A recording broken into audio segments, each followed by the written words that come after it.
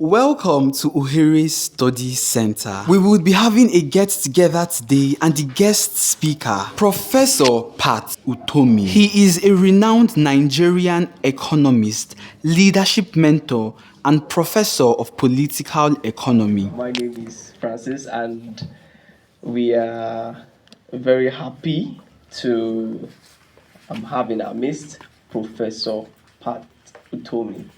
He's going to be giving us a lecture series, a seminar on what shapes human progress. We know the relevance of the topic today in our world, in Nigeria, and he is, I don't want to start reading his bio. I'm sure that we all know a lot about him, but just something brief. Often does not help. Okay, but something brief. So, Prof. Pat Utomi also had several senior positions in the private sector. Notably, he was the COO, Chief Operating Officer, and Assistant General Manager of Corporate Affairs for Volkswagen Nigeria. He has also founded and co-founded companies in the financial services, ICT, and media. He's the author of numerous books, including the award-winning Managing Uncertainty, Competition and Strategy in Emerging Economics, and Why Nations Are Poor. He once served as a special assistant to President Shehu Shagari in 1983. He is a notable figure in the Nigerian civil society space, coordinating the establishment of groups focused on good governance and accountability, such as the Transparency in Nigeria and the Center for Values in Leadership. Professor Pat Utomi has run for the office of the President of Nigeria on 2 occasions, in 2007 and in 2011. He is also the founder of the African Democratic Congress political party. He is the founder of the Center for Values in Leadership and has served, he has been a vocal commentator on national and international issues, as well as a frequent speaker on topics like growth, economics, and leadership. So let's give it up for Professor Pat.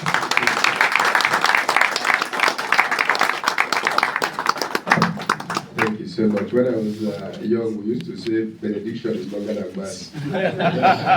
When you get an intro that goes on and on, you wonder what will happen to what the person will say. But I'm really pleased to be able to join you. The dangerous thing has just happened. I've been handed a microphone. I've not been told how long I should speak for. Okay. I can go on for 2 hours, 3 hours, 4 hours, whatever you want. Okay, I wanted to leave it up to him, but since he specified that we should, give him some time, some structure.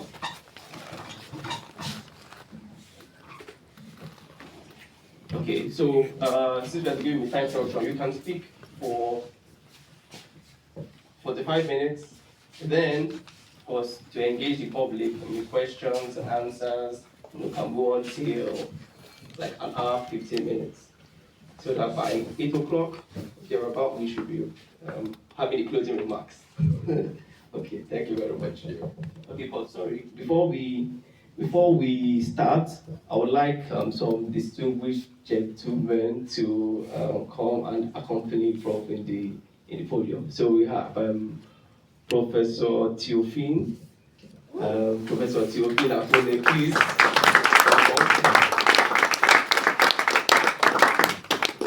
Then Dr. Paul Akpa, please.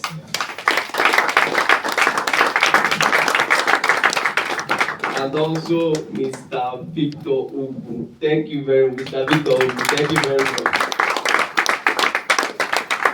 Okay, it's also coming. It's coming up. Thank you very much. First, let me apologize. My voice may be sort of off because a cold sneaked in from somewhere. He hasn't explained his mission, this cold, but it's opportunistically showed up in my neighborhood. So you'll see that it affects both my voice. I hope it will make me sneeze. But I do, if I can manage, I would like to consume some analgesic or whatever because of speaking. So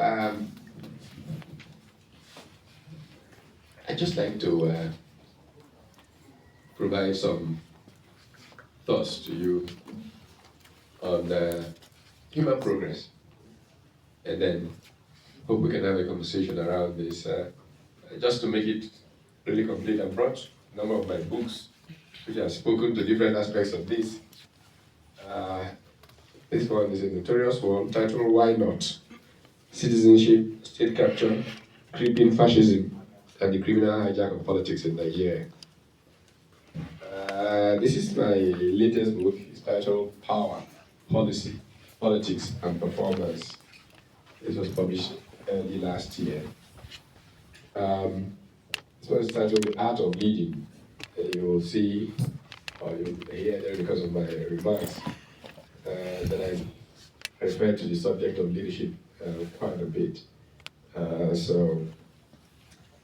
This is autobiographical, but it really relates to my personal involvement in struggle in Nigeria. I started here at the University of Nigeria. Many of you may not know the history, even though you're here, but in 1973, I began a revolution to overthrow the Students' Union. And I'll talk some about it if time permits, but it opened up some very interesting vistas because the Vice Chancellor at the time, Professor Kondinye, gave us the permission to have our own rally, and the entire student body was allowed to come to that rally, and that's a story of its own. This book is titled Business Angel as a Missionary, Reflections of an Economic Growth Activist. And then this one is titled Managing Uncertainty, Competition and Strategy in Emerging Economies. A part of the reason I'm also doing this is to punish those of you who don't read. Because one of the biggest challenges in Nigeria is that most people don't read.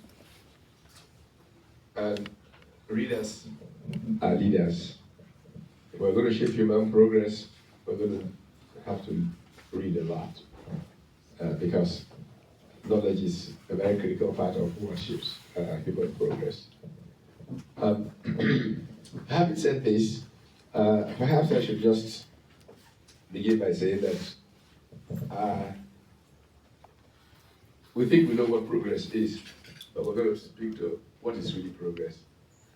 Something we do know is what progress is not. When you are called the poverty capital of the world, could you have made a lot of progress? No. Certainly not, to be called the poverty capital of the world. Do you know any country that's so referred to at this time? Aha! So obviously we're not making a lot of progress in Nigeria. There's a chap who's a professor at Columbia who basically has tried to offer us an understanding of why nations have not succeeded. His name is Jared Diamond. How many of us are familiar with Jared Diamond? Two very powerful books that he wrote. One is titled Collapse, How Societies Have Failed Through Human History. And the other one, which is really, I think, a very powerful rewrite of human history, is titled Guns, Gems, and Steel. The role that firepower, guns, gems, as in disease, and steel have played in human progress. In Collapse, he talks about the central thing that's responsible for the failure of societies is culture. Countries, societies that fail, you see it begin with culture and how culture does collapse. I keep talking about culture. I talk about it a lot and I'll get to it in my presentation. I've got a clear example. As I arrived here this afternoon, flight arrived in Ubu just before 1 o'clock. The aircraft that was boarding just before us, there was some drama. You may have seen it's gone viral already. Some woman trying to get on an Ibom Air flight to Abuja, I think. Started fighting with the flight attendants, tore her clothes. I was sitting there, we saw them boarding. That happened right now, very before. And I was talking about these things, and I got here. I was supposed to meet some people at the presidential lounge, is that open here? Yes, lodge, yes. So I went there. And the young lady who's the receptionist was talking to somebody on the phone. And I was standing in front of her for like 4 minutes, she's still talking to somebody on the phone. Where values are that far south, productivity is going to be extremely low, I can assure you. You won't be able to compete in a rapidly changing world. And that's part of the reason societies pull back, don't make a progress. But what is progress? Well, I guess that people talk about happiness and how society can attain more happiness for most people. Now, what are the things that really are key to happiness? Obviously, misery is not a good part of how you are happy. So you can think of happiness from reduction of misery or focus of society on things that elevate the dignity of the human person. There is a professor of economics from Princeton University who won the 2014 Nobel Prize for Economics. His name is Angus Deaton. Angus Deaton has written a nice book titled The Great Escape: Health, Wealth, and the Origins of Inequality. And basically, the thrust of Deaton's argument is that the countries that have discovered the value of healthcare and have invested the most in it, the countries that have invested in educating their people, usually diverge markedly from the ones that have not. And that if you want to see the countries that are making progress and the ones that are, just look at investment in education and healthcare. That's what the subtitle: Health, Wealth, and the Origins of Inequality. The countries that don't invest in those areas tend to be the more marginalized ones, the ones that have not made the great escape from misery. And when you think of it, you think, really, look at the countries that have experienced a surge in the last 40 years or so. Many of them, Nigeria was way ahead of them at the time of Nigeria's independence. And now they are so way ahead of Nigeria. You're going to ask, what did they do differently? The one that I like to focus on a lot is a country called Vietnam. You know, Vietnam was being carpet bombed during the Nigerian Civil War. The Americans literally, they were so frustrated with trying to get rid of the so-called communists in Vietnam that they employed all kinds of unacceptable means of warfare. If they were not American, they would be stuck in the war crimes place forever for what they did in Vietnam. But a few years after, very rural Vietnam that, could not even begin to compare with Nigeria, first got their power up and running by getting barges in which they put turbines, go up in Mekong River, and from there provide emergency power to jumpstart economic activities across the country, while they were putting in place a more sustainable power sector. The effect of that has been that Vietnam is now a major light manufacturing place. Agriculture has just gone through the roof because they were able to provide some irrigation, go up to the Midlands, take 1 million Vietnamese, give everybody 1 hectare each, and today we're struggling to see the back of Vietnam. You who live in this area, if you pay enough attention, you will find that around April, May, Vietnamese descend around this area. What are they doing? They're buying up cashew nuts. They're not growing cashew nuts in Vietnam. They didn't grow cashew nuts when we had lots of it growing in the wild around here. So around April, they come around here, buy up every cashew nut they can see, ship it to Vietnam all the way that far, process the whole thing, and sell it back to us, and sell to most of you who fly, eat it on India nuts, but those cashew nuts come from Nigeria. Vietnam has now moved past being a middle income economy in this short period. Nigeria is way behind. When Vietnam was talking about power and trying to do some things, some of us suggested exactly the same strategy. Guess what happened? This was a matter of particular interest. I had suggested, and for whatever reason, I was one of those who provided advice to a certain gentleman who became president in 1999, Olusegun Obasanjo. I chaired his policy committee. And that was one of the things that we focused on. Just provide power and growth will take off. All the things we had agreed that we should do. Obasanjo, as president, took to his Federal Executive Council. They approved it. And part of it was, look at the power plants that were in Nigeria.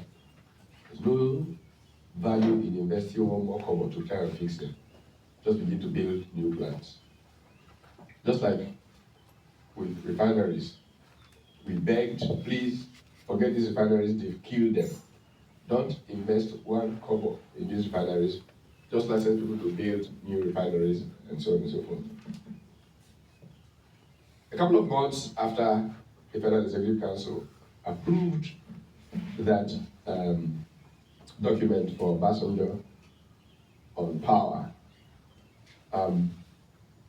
Chief Balaige was removed as Minister of Power, and Dr.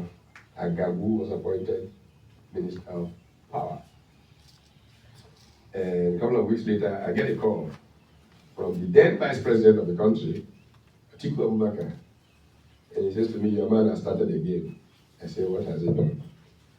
He says, this thing that everybody agreed, you people put all the work into, that forget these power plants.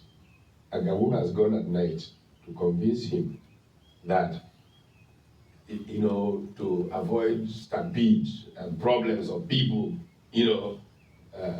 because of the speed of building new plants, it's important to try and a couple of $100 million were approved to try and patch up these dead plants.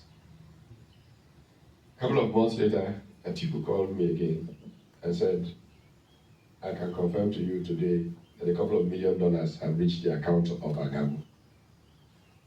Now, I'm introducing the subject of corruption, which has crippled Nigeria. Now, what has happened is that our power sector has not recovered till today from those things.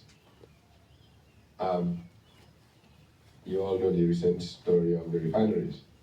part of all the noise that we made when Buhari came and this business of we're going to revive the refineries. I almost made a public spectacle of myself, shouting that it does not make sense. I called T. Priscilla, who was the minister, then I said, you guys don't do this, it doesn't make any sense. So he put several billions of dollars into it. Now the new leadership of NNPC has said it was a scam, all that money was wasted. Then just think of what 12, 13 billion dollars, what it can do to transform lives in this country. But just because some individuals wanted to salt away money that was put in the wrong place. Now it's the same government now admitting that it was a scam. In fact, a friend of mine now serves on the, who's an alumnus of this university, now serves on the board of NNPC, and he said to me that what they found out was that NNPC was so fraudulent that in the night they will supply, tankers will bring petrol and fill the refinery tanks. During the day when people are watching, they will fill some trucks, they will be leaving with petrol, but they were not refining any petrol. If a government agency can do that, it just tells you how terrible, and you can understand when Jared Diamond tells you culture is a major source of collapse. Culture has gone so south in Nigeria that unless we can redeem culture, Nigeria is in a very, very serious crisis of being. Anyhow, just still talking progress generally. We recognize what progress is, and the measure comes in so many different ways. There are measures like the world bodies have tried to come up with MDGs, Millennium Development Goals. There is the Human Development Index. All these are measures of the quality of life that human beings live. How far up or down on those scales are we? And this will tell us a thing or two about where we are. But seriously, when you look at where we are relative to our peers from the 60s, it's obviously cause for concern. Why are we where we are? The last year I have been teaching at SAIS. SAIS is the School of Advanced International Studies at Johns Hopkins University. While I was doing the fellowship at the Woodrow Wilson Center in Washington, and I just came back towards the end of June. And one of the professors at SAIS is a good friend of mine called Peter Lewis. Many years ago, Peter Lewis wrote a book titled Growing Apart. Growing Apart was a book comparing Nigeria and Indonesia. And the book says to you that in the 60s, everybody said to Indonesia, we wish we could be like Nigeria. And the 80s and 90s, they said to Nigeria, we wish we could be like Indonesia. How does that happen to a country literally in one generation? It's not as if the Indonesians didn't know corruption. The person who pulled off this turnaround, Suharto, was known to be significantly corrupt. But he recognized that he needed people who were more virtuous than himself to make his country make progress. So he brought together a group of PhDs trained at the University of California Berkeley. And they became known in Indonesia as the Berkeley Mafia. Both Peter Lewis and I became very friendly with one of them way back. And I was doing a bit of my own research in Southeast Asia. And this gentleman is Professor Mohammed Sadli. Professor Mohammed Sadli served as a minister for petroleum, oil minister of Indonesia. I recall arriving in Jakarta in 1997. I'd flown there from the World Bank annual meeting in Hong Kong, October 1997. And I went to visit Professor Sadli. It was very hot. He lived in a bungalow on top of a hill. The street was hilly. And he didn't have air conditioners in his bungalow. His big fans were going boom, boom, boom. And I was trying to imagine a Nigerian oil minister who didn't have air conditioning in his house. It is no surprise that Indonesia turned the way it turned, and Nigeria turned the way that it has turned.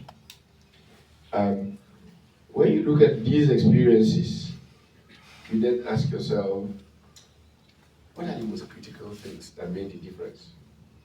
Nigeria, Indonesia, Nigeria, Singapore, Nigeria. I'll give you another example. When people say to me, I mean, a good part of last year, living in the US, Nigerian groups around the US kept inviting me to do one talk or the other. And most of them were depressed about Nigeria. Most of them said Nigeria had no hope, was not savable. You know, they thought maybe it could, but after 2023, they were sure Nigeria was not savable.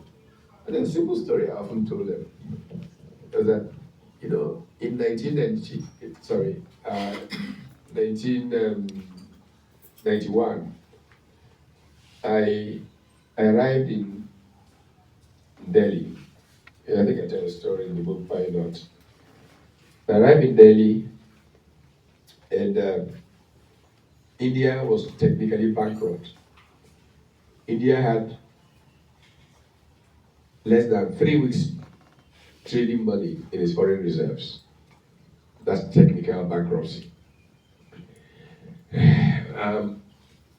Rajiv Gandhi had been assassinated, and a new placeholder prime minister, you know, because there wasn't a Gandhi old enough to move in, and they didn't think it was a nice thing to make an Italian wife prime minister.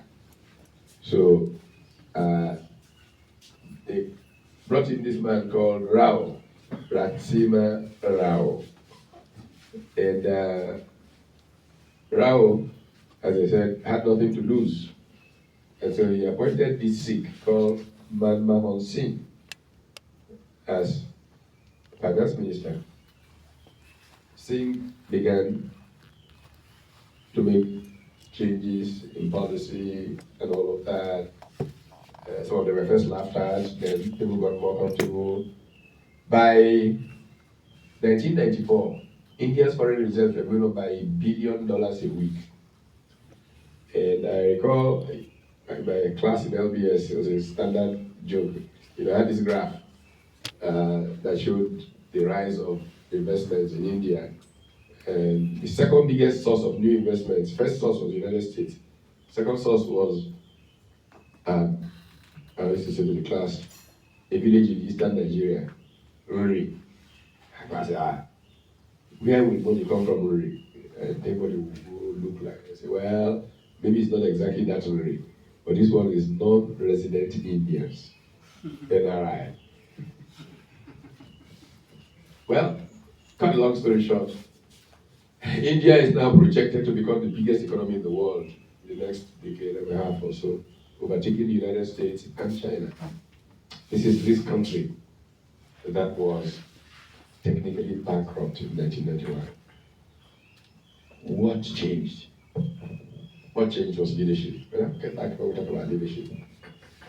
What changed was that The first Indian Prime Minister to recognize that India was traveling the wrong direction was Rajiv Gandhi. But he really couldn't make significant changes because any change technically repudiated the Nehru-Gandhi dynasty, the decisions made by his mother and his grandfather. So when this man who had nothing to lose opened up leadership, India has had a set of prime ministers, seem to know what they are doing, seem to not be inclined to corruption. And this is where India is today. And so if that is the case, you folk, don't be so despondent. Nigeria will rise up again. It just needs to have a couple of years of decent leadership. And so it is possible to make things happen. But you have to believe, to do the needful to get those things to happen. So, if you go back and look, Nigeria was sliding and sliding. Africa generally continues to slide. Why? If you look at economic development theory, if you look at the effort to stimulate growth in Africa, first started with people like Walt Rostow and the so-called modernization thesis. Traditional to modern society, what was the difference? When Europe was down at the end of World War II, what America needed to do was just pump capital into Europe. And Europe came back very rapidly.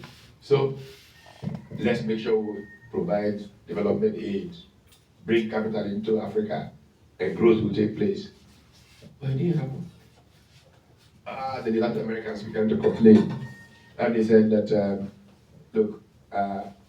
actually what capitalism was doing to developing countries was that it was essentially pumping aid that was not meant to work. Was creating structural dependence. And the people who dominated thinking around that time, in Latin America, they were called dependistas. Now, one of the leaders of that school, in fact, it's generally debated that he was the father of dependency theory, was a Brazilian called Henrique Fernando Cardoso. And I first encountered Professor Cardoso in 1979 as a grad student in a conference in New York. I said to him, Professor Cardoso, I love the elegance of dependency theory. The problem I have is that it does not show me redemption. How do the people caught in dependency get out of it?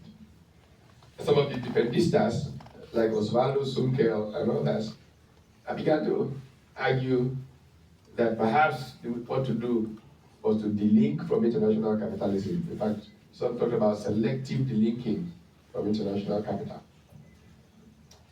Well, I had a very interesting conversation many years later again, and this was in Lagos, Nigeria, with Professor Cardoso. In that period, Professor Cardoso had changed his world. What did he do? At the time, he was doing all this work in ECLA, Economic Commission of Latin America, and he was living in exile, literally in Chile. Professor Cardoso fought military rule and all that in Brazil, and then returned to Brazil when the military left, and he was appointed foreign minister.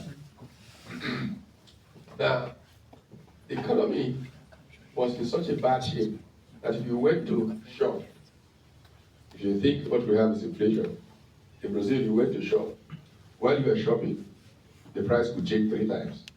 While you were in the shop, it could change 3 times. It was so bad back in those days, that there's a famous story of a guy who went to a lunch for a transaction, sold his house, was given a check. He collected the check. On his way back, he had an accident, ended up in hospital for a couple of months. And when he came out of hospital, paid him the check. It was enough to buy him lunch. He was selling his house. So that's how bad it was back then. So the role of the finance minister was like a death sentence. So Professor Cardoso, one day, he's about to make a speech at the UN, and he gets a call from the president. He says to him, Professor Cardoso, how would you like to be finance minister? Mr. President, I'm about to make a very important speech. Why don't we talk about this tomorrow? So the president said, yes. By the way, this story I'm now telling you was told in NIA in Lagos at the Anya Mushigwe lecture series given by Enrique Cardoso. And when I reminded him of the person in 1979, he said, you can sit around with this. We joked about it. But he then had to give detailed story of what happened to him. So he had, he gets back to his hotel room and his wife calls. He says his wife called him 3 times, and if your wife calls you 3 times, you're in serious trouble. So after 3 times, he said, darling, what have I done wrong again? He said, how can you accept to be finance minister? He said, who did? You did. He said, no, I'm not. I said I will discuss it tomorrow. He said, they've announced it already. You are now finance minister. So Cardoso said he had to decide whether to say, sorry, I didn't accept this thing, or just buy the bullet. On the flight from New York to Brasilia, they decided he would buy the bullet. And so he decided to bring together a group of bright young Brazilian economists, many of who were students of, former students of Milton Friedman at the University of Chicago, the monetarists. And he said to them, look guys, fight and quarrel as much as you want on which way to go. When you are near agreement, call me in. Whatever we all agree to, trust me, I'll use prestige, my reputation to support it. But guess what? The fellows recommended the exact opposite of everything Cardoso has stood for in his intellectual life. Cardoso literally committed intellectual suicide. They offered Brazil's way forward to be, instead of selective delinking from international capital, globalization. Guess what? Inflation came to a quick stop, Brazil began to grow, and people insisted that he must run for president. He became president, and I think the first person to be re-elected as president of Brazil, before Lula da Silva then came. And so, Cardoso had to commit intellectual suicide to save his country. The point to make here is that leadership matters. And this is how Brazil came out of that rut, that slide and fall. So if Africa was not making progress and the modernization theories have not worked, what will work? Boom, a group of new scholars from the West, the neocons as they're typically called, found 2 leaders that were very conservative in power at the same time, Ronald Reagan and Margaret Thatcher. And they created the so-called Washington Consensus, which argued that the problem of African countries was that they were not making the right policies, they were dirigist, they needed states withdrawal from, they needed markets to solve every problem. So structural adjustment programs were foisted on many countries of Africa. After structural adjustment program, we were worse than where we started. I mean, for me, I was one of those who advocated for markets. And one of the destruction that those IMF, World Bank guys did to Nigeria was killing education, damage to education. Because everything was market, market, market. But it's not every good that you are optimal on from a market perspective. And it just damaged a great many things. Now, when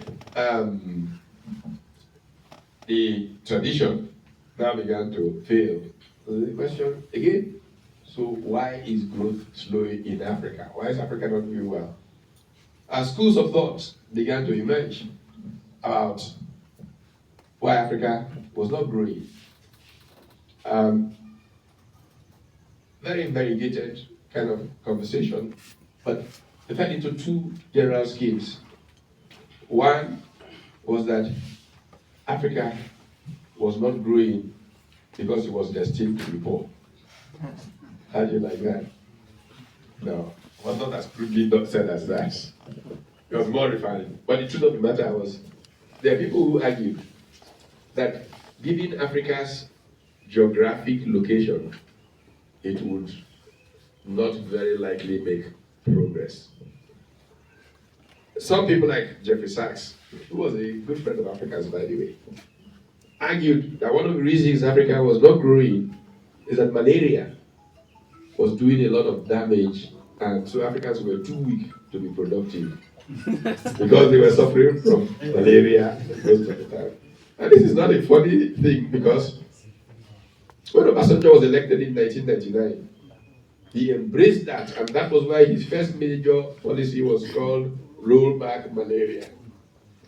Obi is a person that you all know of. Obi used to work at the center that Jeff ran at Harvard.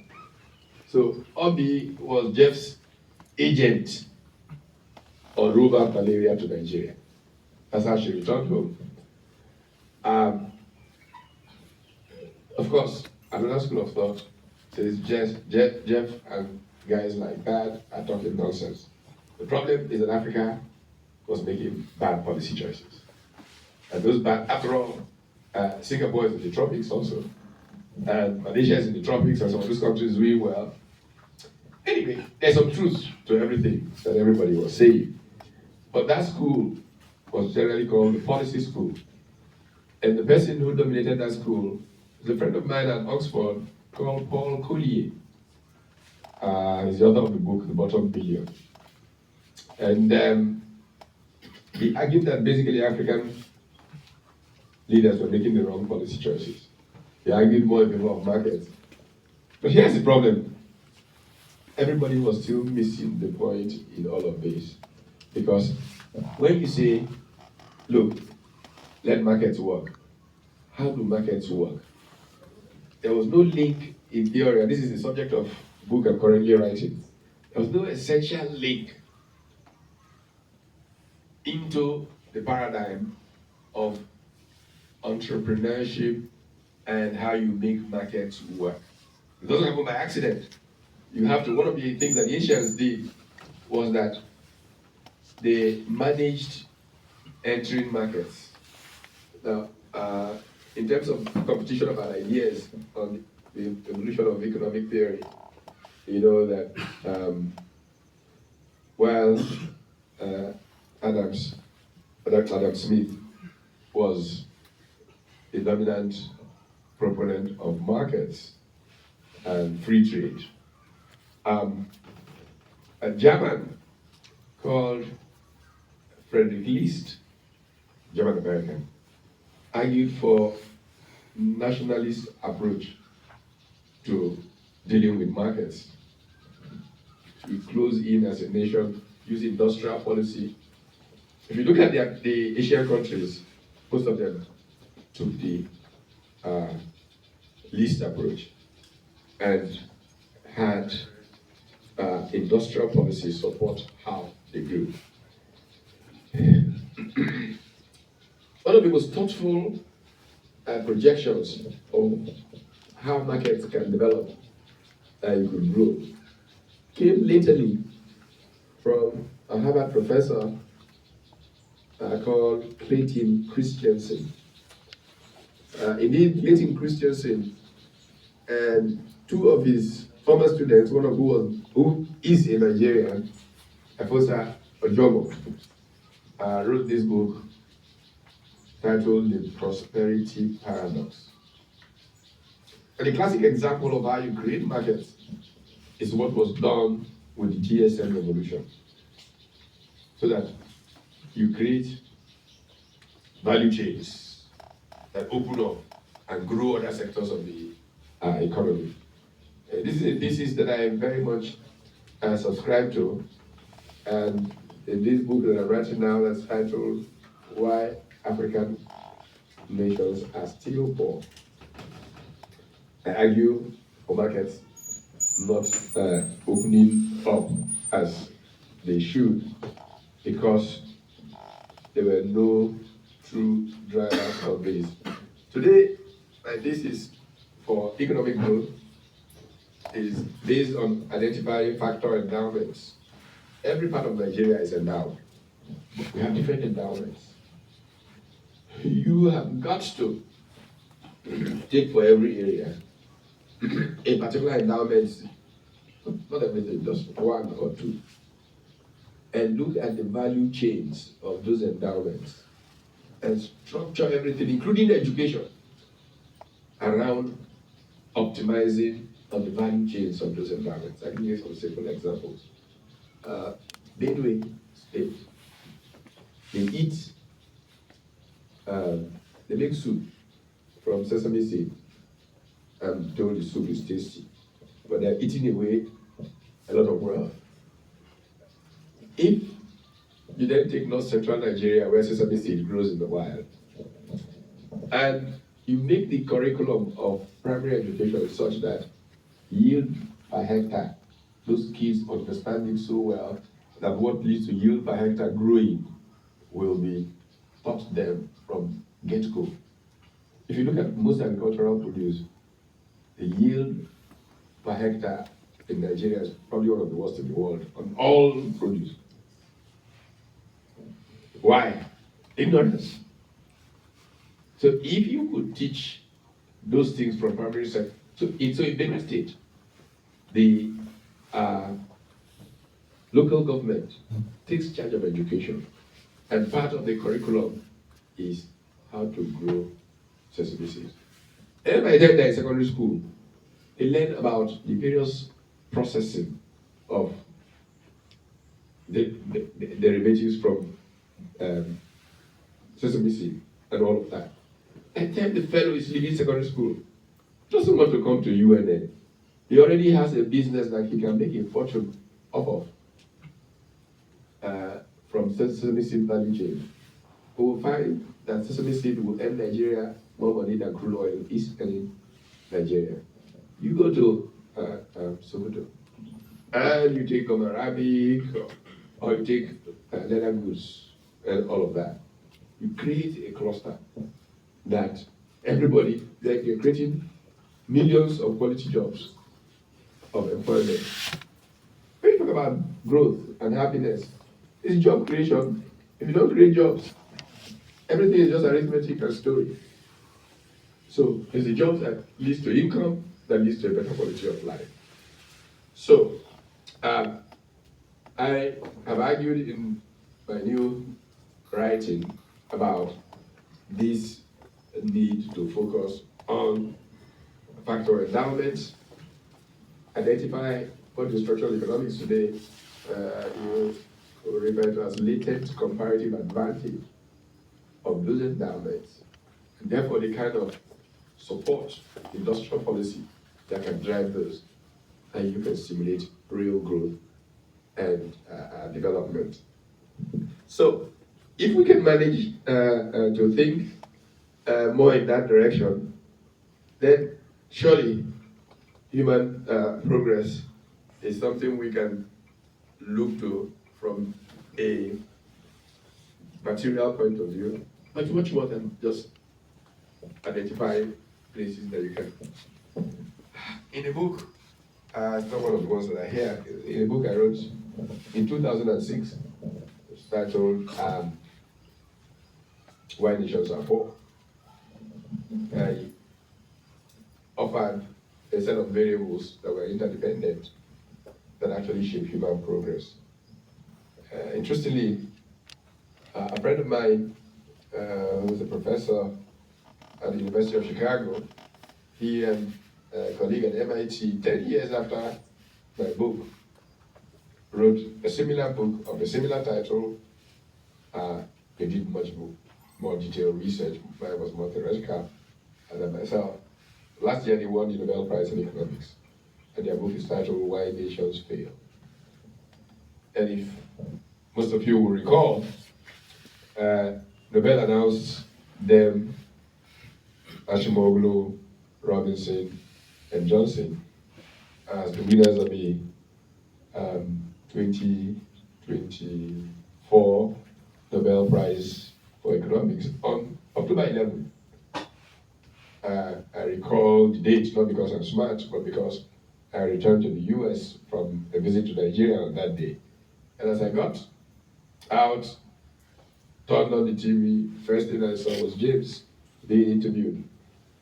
And he says, development, what it takes to develop, is not rocket science anymore. Almost any country that wants to knows how to develop. But some countries like Nigeria, it was very specific, choose not to do what it takes to develop. I told that Pat Utomi, I think he's managed to get the video in the last 2, he asking me about it, he got the video. He said that James has promised to take Peter and I to lunch when we're in Chicago on the 26th of next month. But, you know, how does a country just decide not to make progress? If you look at Nigeria, you could say that it made a choice not to make progress. In fact, I gave the convocation lecture at the University of Calabar a few years ago. My roommates here at UNN, it always hurts me when I come back. I live in Akintola Hall. Now women live in my room. Can you imagine? You know, my roommate there was a chap called James Epoki. And he was vice chancellor of the University of Calabar at the time, so he invited me to give a convocation lecture. Of course, I embarrassed him thoroughly.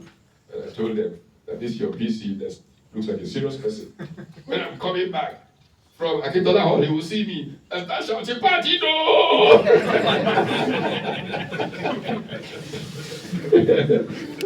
Anyway, after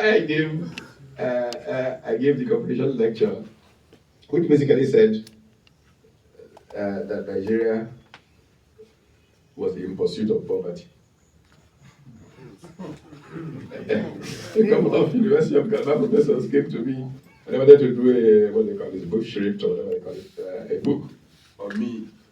And the book was titled In Pursuit of Poverty. They had some 20 or 30 professors contribute chapters to that book. But you can't but think Nigeria wants to be poor. Silly as it sounds, the way that those who have run Nigeria run it, it's like a deliberate choice to be poor. So anyway, the variables that I offered in the 2006 book, Why Nations Are Poor, include policy choices. Well, the one that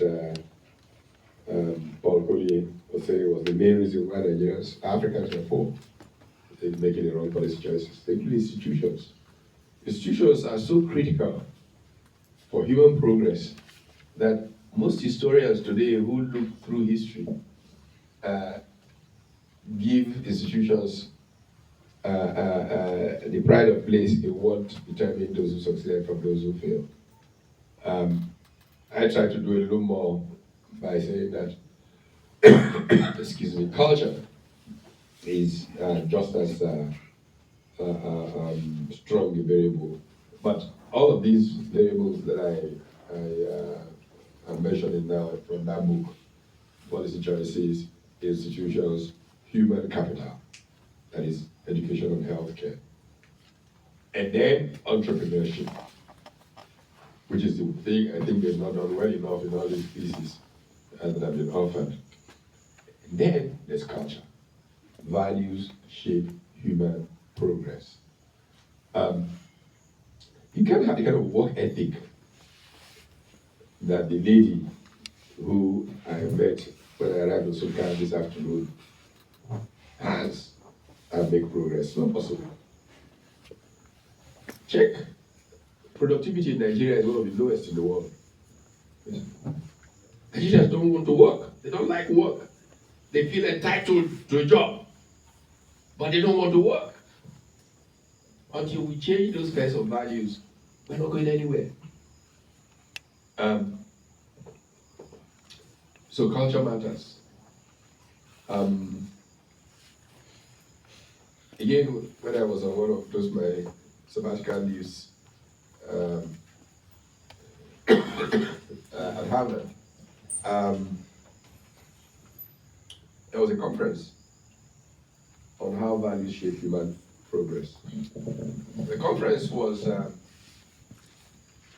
really driven by some remark made by a former Harvard professor who became a politician, a namesake, Daniel Patrick Moynihan. Professor Moynihan, who was at this time a senator in the U.S. Congress, had served in the governments of both Nixon and Johnson. When he was asked the difference between a Republican and a Democrat, he said, well, Democrats are essentially liberals, Republicans are conservatives. And there's a governing truth, the two truths. It says the central conservative truth is that it is not politics, but culture, your values, that's responsible for the progress of a society. But the central liberal truth is that politics can change a culture and save it from itself. In effect, he was saying that both Republicans and Democrats in the final analysis believe in the same thing. Values shape human progress. However, liberals believe that you can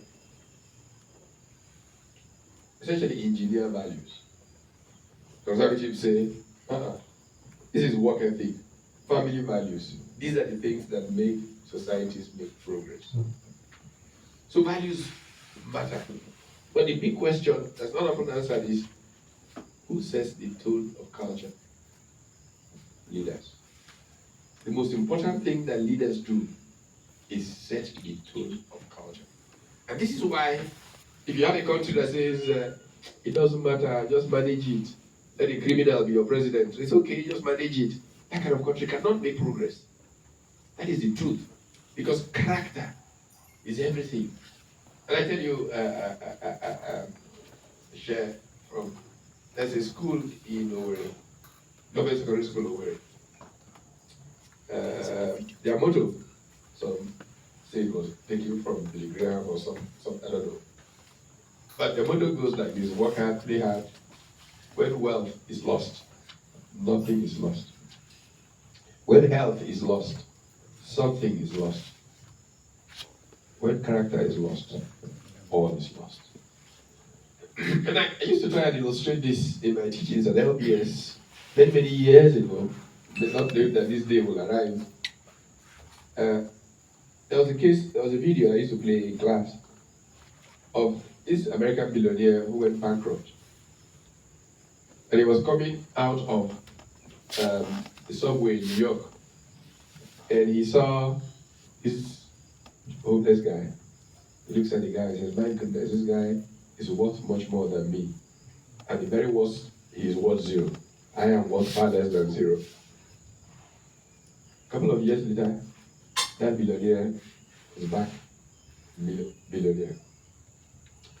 He went back down again and came back again. Well, today, that man is president of the United States of America. His name is Donald J. Trump. 25 years ago, I used to illustrate with this video in LBS. What does that tell you? When wealth is lost, nothing is lost. You can always make back lost money if you are that minded. But when the health is lost, something is lost. Because Steve Jobs, who I mentioned, did I mention Steve Jobs and the conversation with Barack Obama in 2011 when Barack Obama went to dinner in Silicon Valley and he said to Steve Jobs, look, why are you guys making the iPhone in China? It became the ultimate validation of them because Steve Jobs said to the president, he says, well, when we decided to build the iPhone, we set all kinds of deadlines for ourselves and everything. We started going around America, several states where we could locate and all of that. And we couldn't find enough software engineers. And we eventually said, okay, let's check out China. They said in one local government, you had more software engineers than several American states. And what was even much, much damning, they were a tenth of the price that the American ones were asking. So we said, hey, come on, this makes sense, let's build it in China. So it goes back to my main point I was trying to make about education, healthcare, the investments that China made following Deng's speeches. But above and beyond that, Steve Jobs, who, this conversation between Jobs and Barack Obama was early in 2011. Before that year was how Steve Jobs had died of cancer. Jobs had enough money to pay people to die on his behalf. When health is lost, something is lost. But when character is lost, everything is lost. And that is the tragedy of where we have arrived at in Nigeria. The late Emmanuel Musonye used to call it a commune culture. In Nigeria, something is not right. He said, commune, manage it, just manage it like that. And commune has brought us to the point of a society that's not making the right choices. And it's wrong when it should be wrong. Thank you.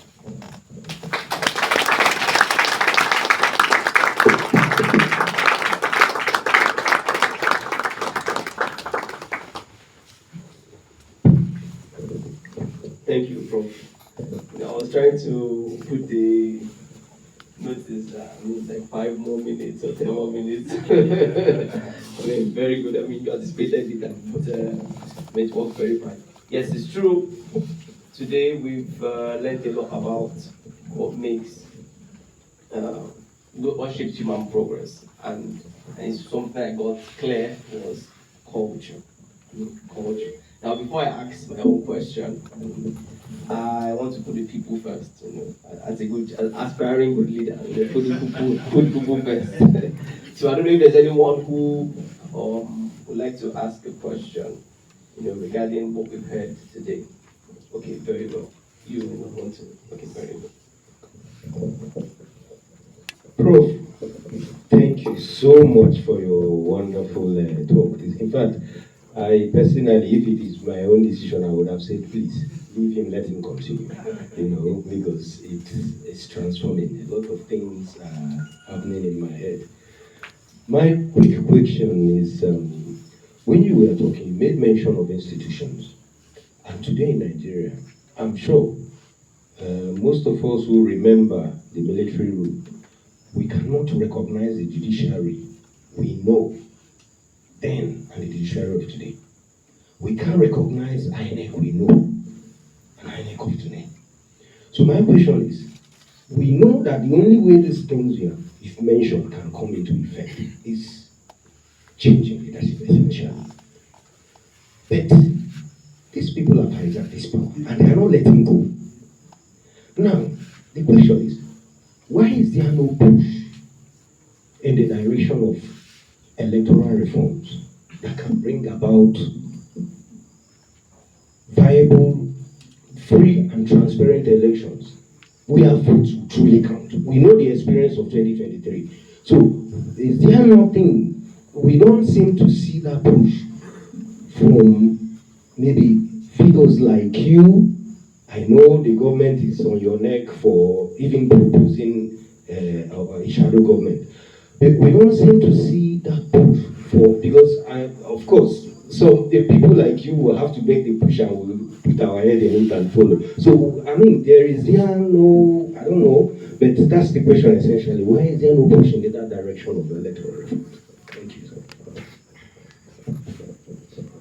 Should I respond to one question after the other, or do I take a collective collection? But I can go ahead while people are thinking of questions. Yes.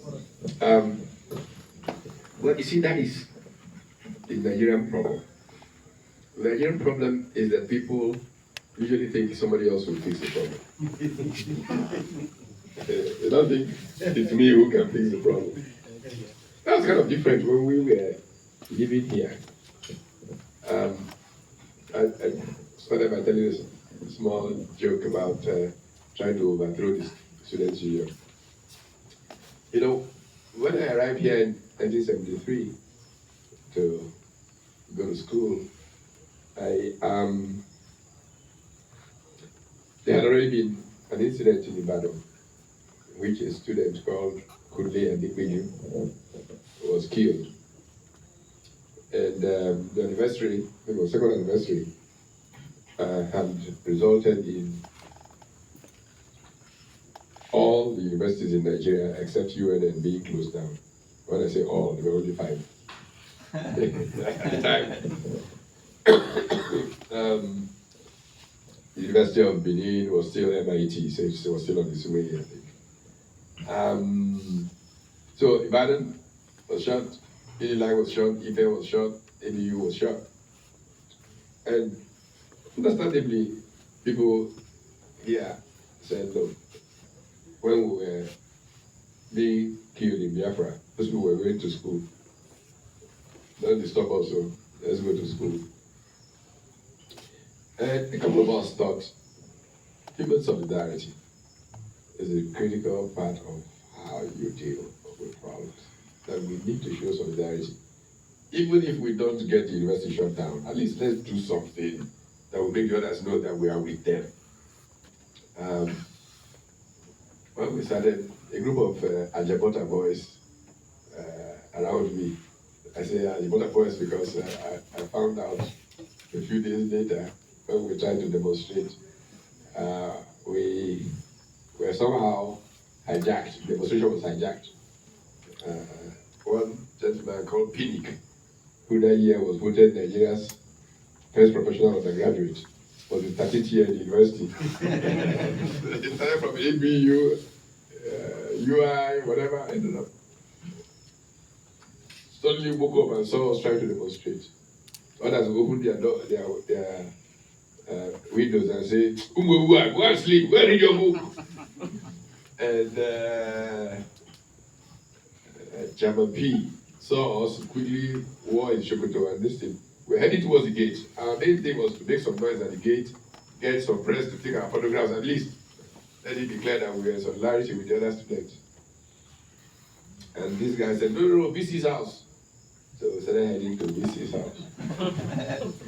When we got to VC's house, Professor Conlinje came out, looked, and my small gang included Professor Neopu's son, Professor Eddie Joko's daughter,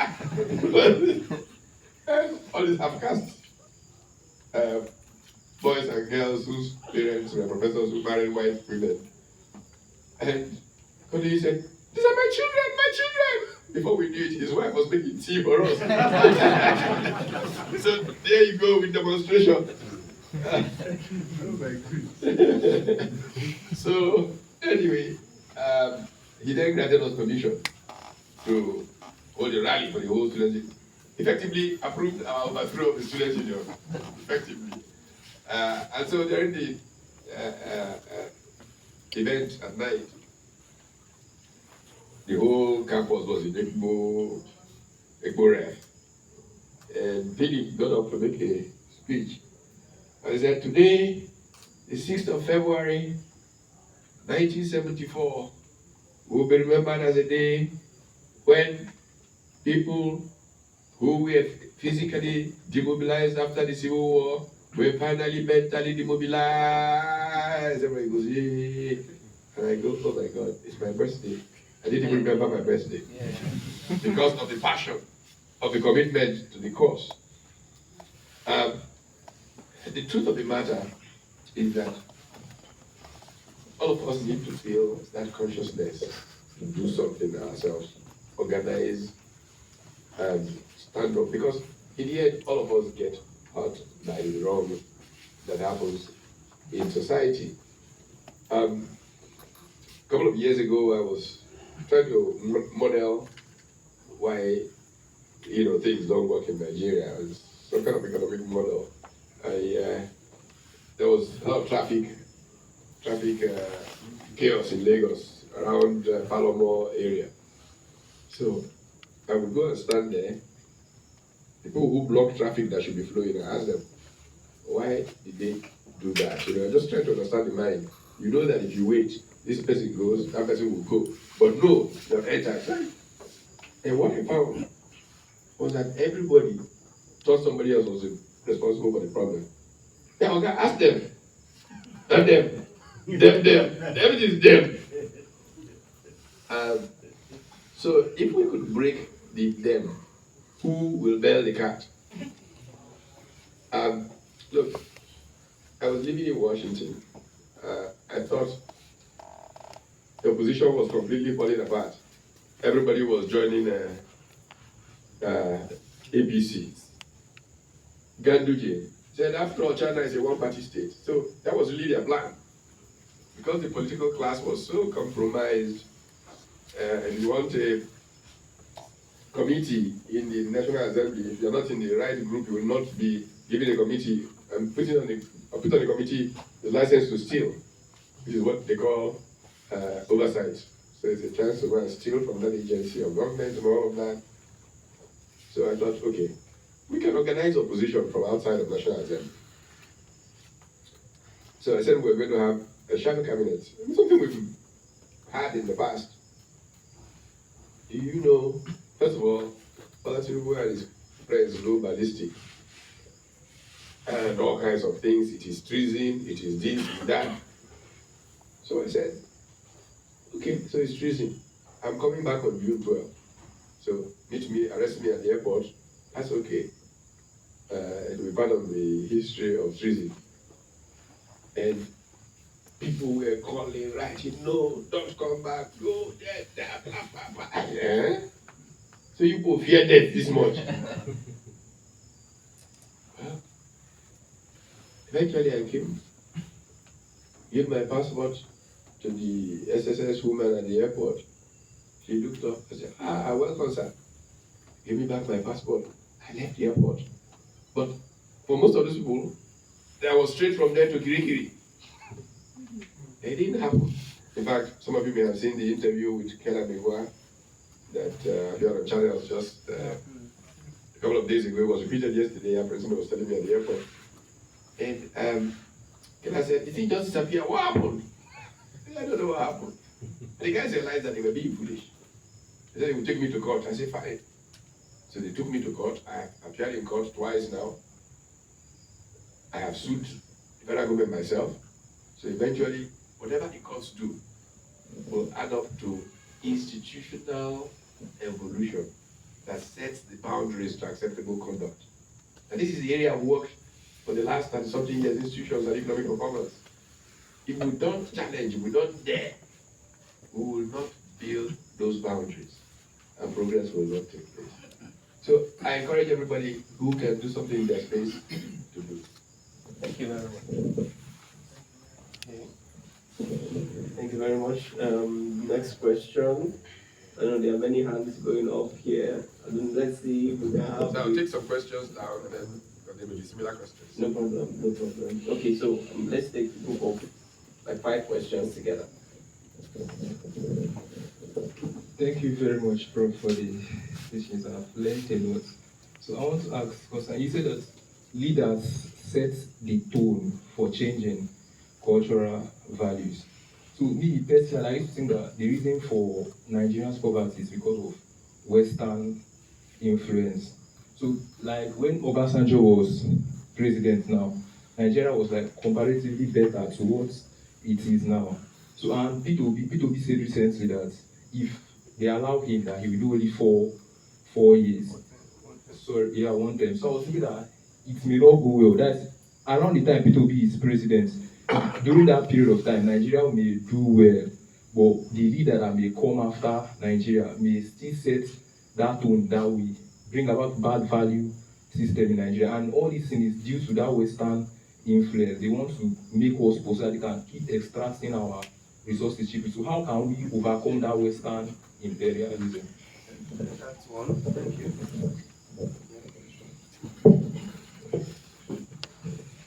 Good evening, Prof. I'm really excited. So, my question, how do you see the concept of human progress evolving in the next decade? And what role do you think young leaders can play, like in shaping it? I think I have another question. Yeah. Okay. So, you are somebody that really speaks up to power. Just like the one you just mentioned about the event. And I think about 2 months ago, you were trending on Twitter, I think around that June 12th period, because of the statement that you made. So then, and we know this is Nigeria, such events comes with a lot of threats and other stuff. So you being somebody that speaks up to power and difficult issues. So how do you really navigate? First of all, what motivates you, to speak up, on those difficult issues, and then how do you navigate, the things that come after it? Because surely, like this is Nigeria, there will always be, So that's my question. Thank you.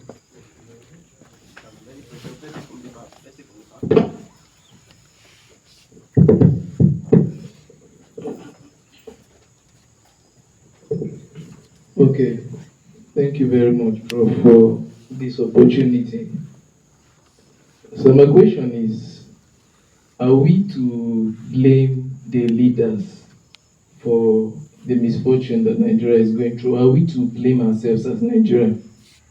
Because if we take an illustration from the Bible, Moses, someone had to set himself on fire for a revolution to take place. So I can see from my own point of view, I would say that we Nigerians are basically the major factor for what's going on, because if we are to move out and do something about it, I think there will be a change. Yeah, there is going to be a change. Let's take an instance of the military regime. When the citizens see what's going on that's not right, they stand up and they do something about it. Like if we are to set up an army, like I will take an illustration of the toll gate. What happened at the toll gate at Lagos?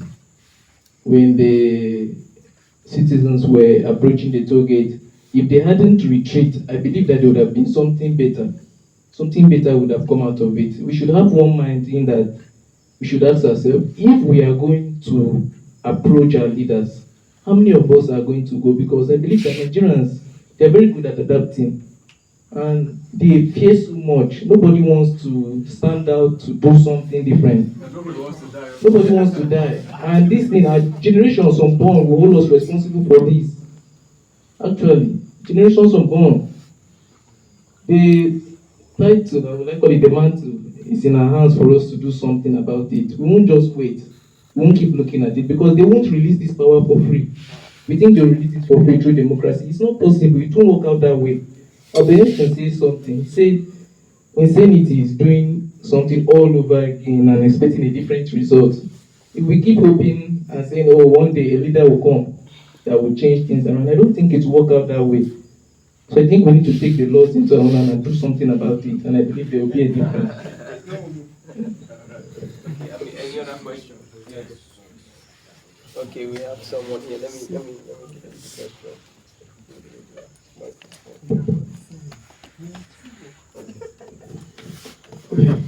Okay, good evening, Prof.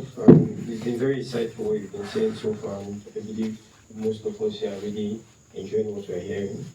So, while you were speaking, you made mention of various factors that affect human progress adversely, and you made mention of culture, leadership, and corruption.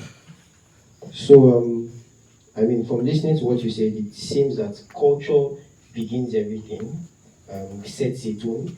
Then corruption erodes trust, as expected. Then leadership kinds of decides what is going to take preeminence, whether it's going to be the lack of very reform cultural background or the corruption of from the corruption point of view. So how can we and it also shows us that if you have resources like Nigeria and you have very bad leadership, then there's no going forward. You're just stuck in one point. So, and especially since a lot of us here are students, and you've spoken also on the importance of leadership, how can we in Nigeria now try to create a pipeline of leadership that actually helps us not just from the top, but in every sector of the society? Thank you. Questions? Okay, let's take from both. Good evening, Prof. Thank you for the seminar you are giving us. So my question is, when you were speaking, you made mention of committing intellectual suicide. So how do you commit intellectual suicide, and in which condition do you do that?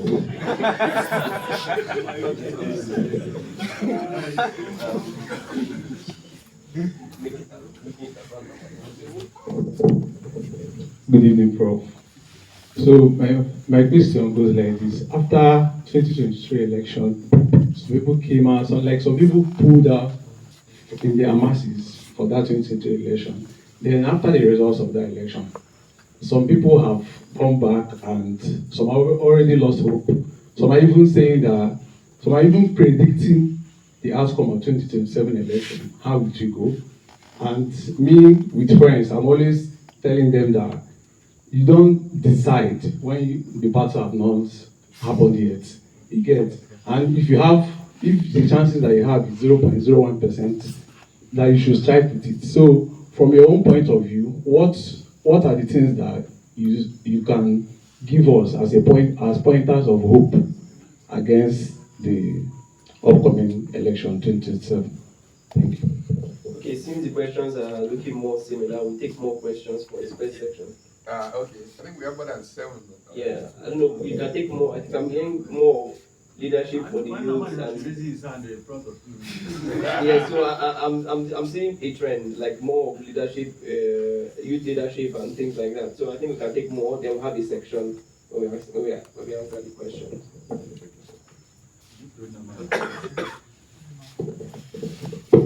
Good evening, Prof.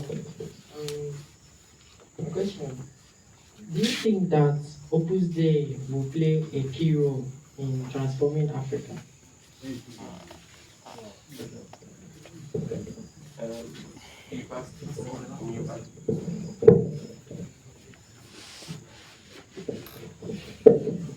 Good evening, Prof. Thank you for the wonderful speech. I really enjoyed the seminar. My question is, how do we ensure monitoring and implementation considering the issue of corruption in Nigeria? So that is my question.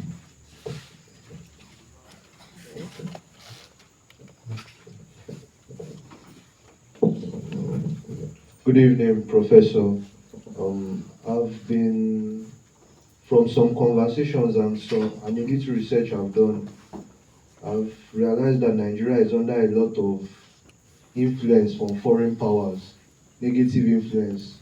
So how do we get ourselves out of this position in order to progress forward? Because as long as they keep on using us to progress themselves, we'll never make progress. So how do we break out of this gridlock? there's someone there who wants to ask a question.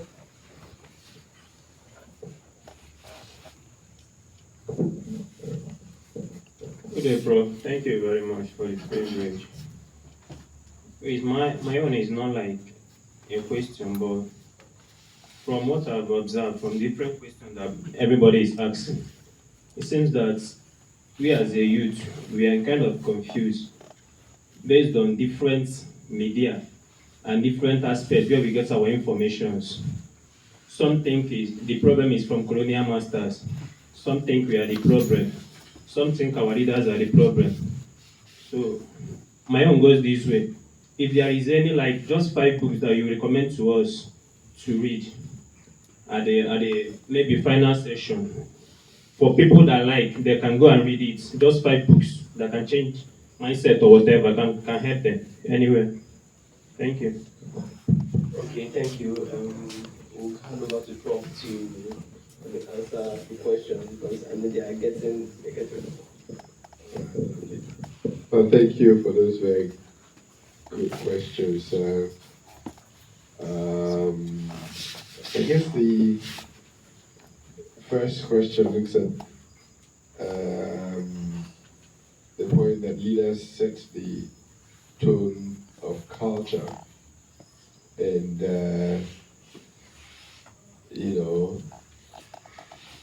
and the West seems to want us poor, so the West more or less,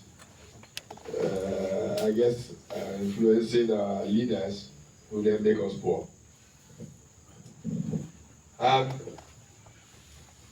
We live in a world of nations competing, and some take a zero-sum view of the world. The progress of another country takes away from their own possibilities. But some see a win-win world where everybody can prosper. I can tell you that ultimately, the countries that have broken through when we have been left behind, we are not seen differently by the same powers. It's just that they had the discipline to organize themselves and break out of the mold that they were caught in. I have given so many examples from Asia. I tell you a small truth, not a joke. There's a former World Bank resident representative in Nigeria who is actually today a professor at Notre Dame. After his tenure in Nigeria, he was an executive of the Catholic Bishops' Conference of America, and then ended up as a professor at Notre Dame. But it was interesting, during his send-off party, it was in 1996, and he said, Nigeria is amazing. There's no dull moment in Nigeria. I have been here 3 years. That's a tenure of 3 years. He said, in those 3 years, I have dealt with 6 finance ministers. I thought it was a joke. I said, come on. Yes, Olashore. Yes, Okungu. Yes. Oh my God. 6 finance ministers in 3 years. Why did we have 6 finance ministers in 3 years? Nigerians are all, for some reason, so interested in titles and power that people do everything to badmouth whoever is in the position today so that they or some other person can be there. And especially under military rule, the people who had power found it very convenient to just keep shuffling these people. It's not Washington that made you appoint 6. finance ministers in 3 years, such that one did not know what the other was doing. Before he got to know what the job was about, he was out, and that person came. Interestingly, during that period, banks were nationalized by government. So each minister that came wanted to appoint new bank MD. And the kind of money that was going around, people bribing to become executive directors in banks. And then 3 months after they are appointed, somebody else is in the position they're trying to remove them. So it's easy to blame others when we don't think enough of ourselves. Elite consensus is very critical to moving forward. And if elites can get together and say, look, what is wrong with us? That is significant progress already. And we begin to know what it is. So the Indonesians are not better liked by the Americans. One particular example I like to give people.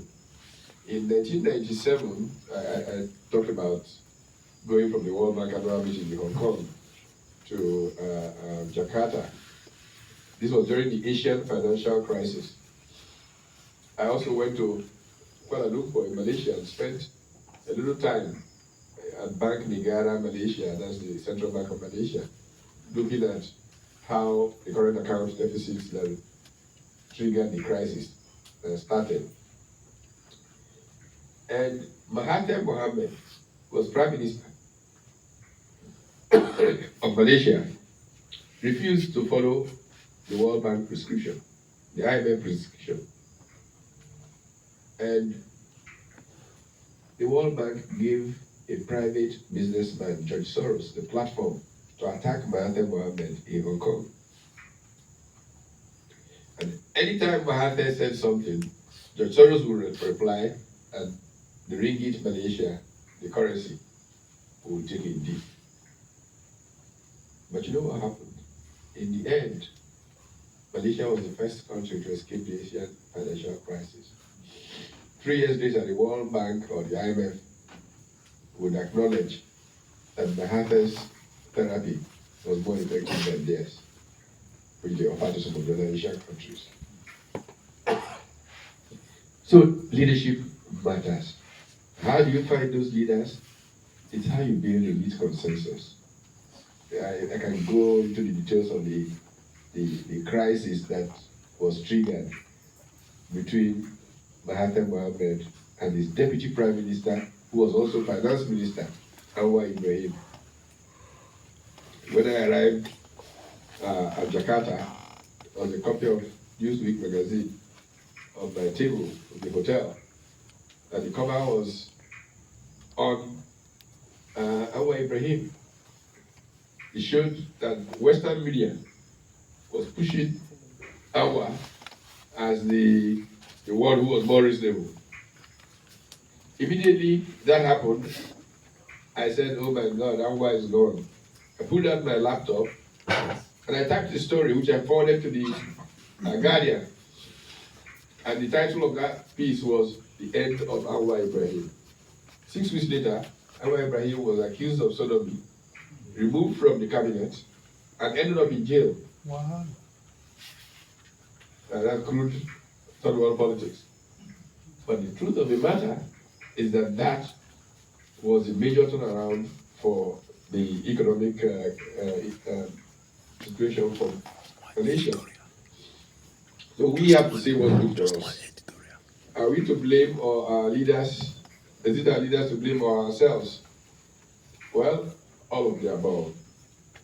You know, there's a book you should read. The guy called Rodney Stack is written a book about a sociologist rethinks the rise of Christendom. A sociologist rethinks basically Rodney Stack looks at how a quote-unquote Jewish sect managed to change human history.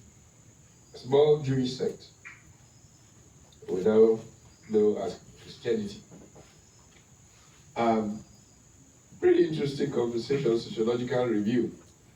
how they kept pushing and pushing to change things. And things were not going their way for nearly 300 years. Until Constantine adopted Christianity as religion of the empire. It's also an interesting read, Stack against this chap who wrote about how Christianity shaped Western civilization. And I think that you will see how the persistence of people who believe can change a great deal. Robert Wood Jr., in exploring the tenacity of the early Christians, shows how, as he puts it, the Catholic Church built Western civilization. I was reflecting on that a few weeks ago. St. Ignatius of Loyola was Loyola Day, 31st of July. And the Jesuits, as educators for 500 years, have left their imprimatur on human civilization. But it takes commitment to get those kinds of things done. And it can be done by this generation. All of you looking at what the circumstances are. You know, the truth of the matter is that the fellows, Plato thought of rule of philosopher kings. And Socrates worried about democracy. He worried about democracy so much that he wrote that, women will ask for the right to sit with men at the same table, and democracy will grant them that. Young people will ask to be able to speak before elders, and democracy will grant them that. Criminals and crooks will want to be in public office, and democracy will grant them that. And all these fears for democracy, not that I accept his premise on women, have really come to pass. And what we are facing is a kakistocracy ruled by the worst. How do smart people prevent a democracy from slipping down to a kakistocracy? That's the challenge that every generation must reflect on and develop a strategy around. We saw what happened in Singapore when it was like a hopeless situation for them. And one smart man set a tone for culture. 30 years, just one generation after he felt, devastated at being ejected from Malaysia, he would write his memoirs, From Third World to the First, the Singapore story. He would have been able to, through just ethical leadership, transform that country that was hopeless within 30 years to one of the most prosperous societies on the planet. And I think that if we realize the famous Franz Fanon, when we were in school here, Franz Fanon was so popular. We're putting him coming out of our noses and all of that. That every generation must, out of relative obscurity, find its mission and either betray it or leave it. There are people who have not found the mission of their generation. And that is not good for any generation. So your generation has to find its mission and define it in terms of the common good of all. If we don't, we can only continue to blame. And there are very simple ways. We talked about the toll gate here. I watched the toll gate from my house. I live on the Queen's Drive side. And literally from my deck, you can look onto, I watched that. But I was the one who broke the story. When they started shooting, we were talking, and I was hearing the siren coming from body camp was coming. But they had called the band, curfew. I said, who is this egotist who has a siren on when there is a curfew? Nobody's supposed to be moving. The siren just kept coming. And then suddenly I started hearing shooting. And I called John Momo. I said, John, you have a crew at the toll gate like shooting these kids. And he said, can you come? Then he took me live immediately on channels. Yes, somebody said if they had continued. True, but who are they? If everywhere in Nigeria, at least in parts of Nigeria that knew right, young people moved onto the streets and said unaccepted, we would be where we are today. I can assure you of that. But sometimes we don't think enough of the power of collective action. And they break us very easily because of it. There's a question of intellectual suicide. It doesn't have to be intellectual suicide necessarily. The point that I was making is that, a good leader, a true leader, when they see the truth, even if it means giving up on something they have stood for, recognizes that that is what takes the common good forward. So you don't have to wake up and say, I want to commit intellectual suicide. The role of Opus Dei in transforming Africa. I believe that everything we've talked about today in ways go back to your values. The import of Christianity is the seeding of culture. If you seed culture with the kinds of values that we're talking about, you will make progress. Essentially what Opus Dei does is help form the conscience of people so that they will act right. And this would eventually lead to progress. So I think that any such initiatives are very welcome in terms of the progress that man needs to make. The other question was, again, the same question about foreign powers. Look, foreign powers are often given a more exaggerated capacity to influence. They can be nasty, they can do all kinds of things, but ultimately, what people who are organized can do blocks them. So let's not over-exaggerate what foreign powers can do. Literally, most of us, we are the ones that create the problems for our people. I mean, I can tell you the crisis now in Côte d'Ivoire of Alassane Ouattara. It's very shameful, very painful, because I was there the day he made the decision to run for president of Côte d'Ivoire.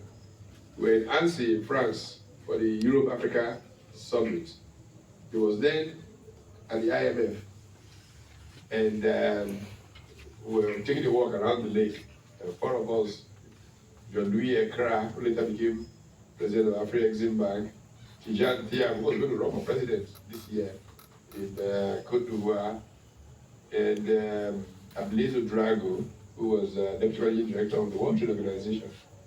And at the point, Alassane Ouattara stops and says, I'm going to go back and run for president. And I said, oh my God, because I knew what trouble it would generate in France. Of course, it did lead to a civil war. But the French wanted to install him, they installed him. Look how he has made a fool of himself. I saw him in Sochi at the Russia-Africa Summit. He was walking like a ghost. It was already 2-3 years ago. And he wants another term. I mean, some people there's a mental health problem in Africa. This is the reason that people act the way they do. Okay, so media influence. Well, it depends on what media they are watching. So they behave in a particular manner based on the media.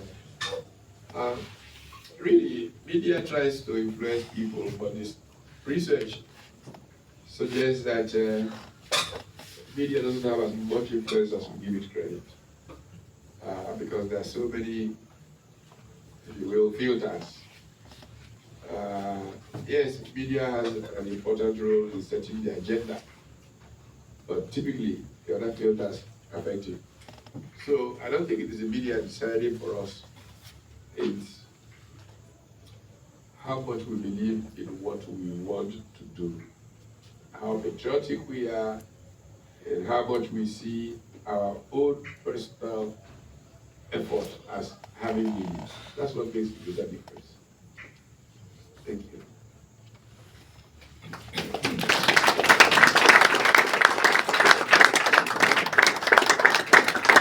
Okay, since we still have few more minutes, we'll just take 4 more questions. 4 more questions. 4 more questions for those who have not asked questions before. 4 more questions, then you comment, then we'll take a photograph before we end. Okay, 4 more questions.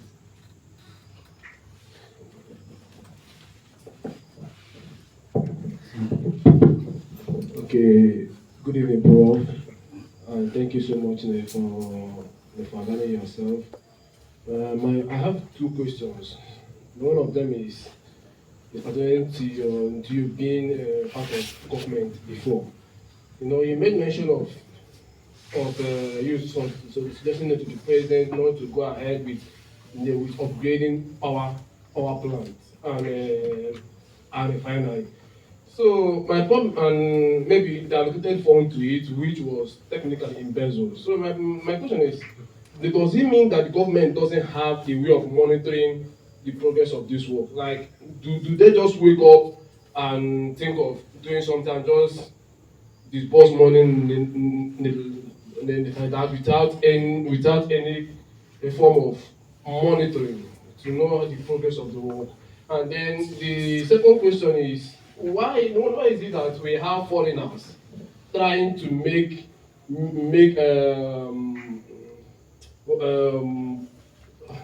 development policy for us? Like, you may mention some your foreign colleagues abroad trying to tell us what is wrong with Africa, with Africa, why Africa is not developing. Why is it so? Are we not the one that's supposed to come up with with our own problem and no? Are we not the ones to come up with solutions to our problems? I don't know if you get my question correctly. I do get your question. Sir? I get your question. I'm hoping that you two are coming up with problems of other countries. That's what scholarship is about. Good evening, Prof. Thank you for these wonderful insights. Okay, I have 2 questions, Prof. One is this. I'm glad that you once contested for President of Nigeria. Okay, my question is this. What could you have done differently had it been your win? Because you won the election. Regarding the fact that it seems that almost everybody in political power are corrupt. Because how are you sure that they're going to influence you and make you more even worse than them? Number 2, everybody's now calling on youth, do something. The power are in our hands, that we should speak. And I believe that the problem of Nigeria did not start now. What were the efforts made during the time you guys are still youth to curb this mayhem that we are facing now? Thank you. Yes. Yeah, thank you, Prof, for this evening. My question is a bit of a practical one. Practical in the sense that I know that you are very, very close to P2B, and in fact, you even seeded told him to go ahead and contest the election, that you not contest against him in your friendly party. My question now is looking at the scenario. What is actually the plan you people have? I mean, you, P2B, and then those people who are looking up to, in terms of the party, are you going to abandon Labour Party and enter another party, or are you going to enter coalition? I want to know exactly what is happening around that. Thank you very much.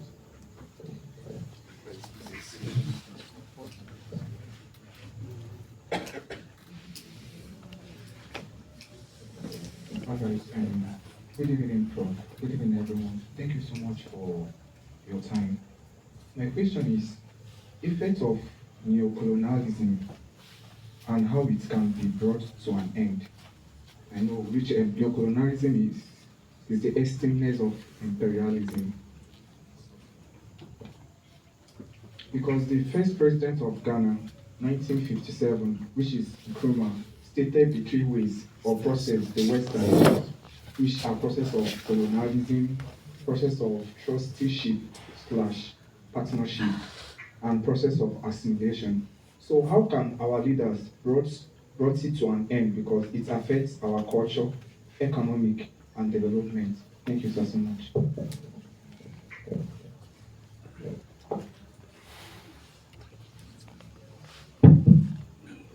Well, thank you so very much.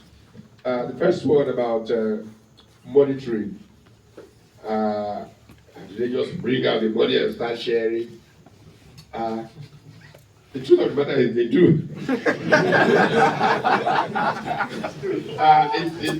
It might seem funny, but they do. However, they put it in a certain context. Let me tell you part of the benefit of experience. When I was running for president in 2007, when you these things, you always visit the governor of every state you went to, visit the traditional ruler of that town or that. So I got to Gombe. Normally, you say some things just to make some comment, and he will say some things, and pray for you. So those are just routines everybody follows. Until I got to Gombe in 2007, after making my remarks, the emir of Gombe said, "I'm not saying you won't win this election, no, but just in case you don't win, please promise me one thing. Do me a favor. Promise that you will continue running. Because Nigeria will not make progress until you or someone like you becomes president."